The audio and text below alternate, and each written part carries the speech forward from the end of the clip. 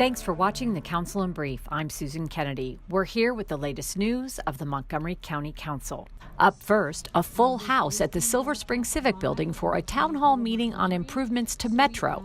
The meeting was hosted by the Council's Transportation and Environment Committee. Ending turnbacks. I work in Frederick North, and there are days that I am rushing down L Street, I'm running down the escalator. Adding more 8-car trains. Can someone talk about how we can have 8 train cars and be on a consistent basis? And better accommodations for the disabled. I look at the sign that says, in case of an emergency, leave your wheelchair and bicycle behind. That's just part of the discussion that took place at the Council's Transportation and Environment Town Hall discussion on Metro service improvements. And Montgomery County Metro Board members Michael Goldman and Kathy Porter were also on hand. The meeting was the brainchild of T&E Committee Chair Tom Hucker. So where better to be than right where people are most affected by it? We're here in the Silver Spring Civic Building, but there's a lot of riders of Metro who get on in Forest Glen, in Glenmont, and Wheaton, who are also going to be here tonight because part of the general manager's proposal is to double the number of trains going to those stations. Michael Goldman presented the audience with a plan for service improvements that includes ending the Silver Spring turnback, doubling rush hour service on the northeastern end of the Red Line, adding cars on all lines to increase rush hour capacity, adding 30 minutes of peak service, and having a flat fare on the weekends. Panelists were invited to speak about how Metro's reliability and service affects their livelihood. Employees are not making it to work on time. People aren't making it to the meetings on time. I also think it is kind of ridiculous that our Metro closes at midnight. And the audience was full of Metro users who let leaders know how important Metro service is to their quality of life. So when you had the extended shutdowns for Metro, it seemed like things were done, given that there was going to be a disruption, to make things as difficult as possible for those of us who are still trying to use the system. I think all of us on the council are trying to do more meetings in the community.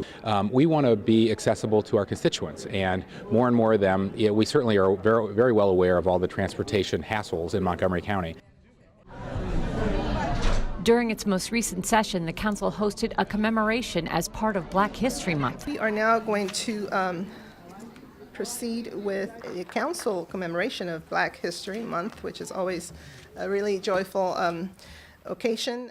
The special program focused on honoring Black history and empowering racial equity. So I really think that as far as education is concerned, we should have more teachers, faculty, staff, principals that look like our students. When I assumed the role of president and CEO of Leadership Montgomery, the first thing we did was take stock in our history of who we included in our work and in our vision. While taking stock, we quickly saw that we discovered we needed an equity lens to all of our work.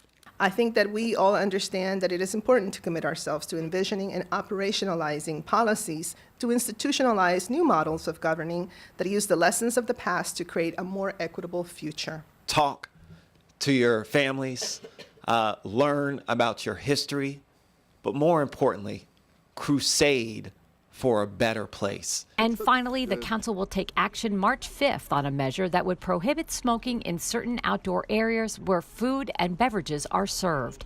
The lead sponsor of the bill is Council Vice President Sidney Katz. I did my homework. I went to the community, I went to the Restaurant Association, I went to the Chambers of Commerce, I went to a variety of people, and I wanted to hear from the people that liked it and the people that didn't like it. I mean, that's how you get your best legislation. After those discussions, we did that, and of course I've had people that think this is, government doing too much, but I've had many more people say, when I'm sitting having dinner and the wind shifts and the smoke is blowing in my face, this is not healthy. And it's not. And so anyhow, I think we're going to be fine on the legislation, and I think at the end of the day, just like no smoking inside of restaurants, this is going to prove that it's going to be good for business, not bad for business. Well, that does it for this edition of the Council in Brief. For County Cable Montgomery, I'm Susan Kenedy.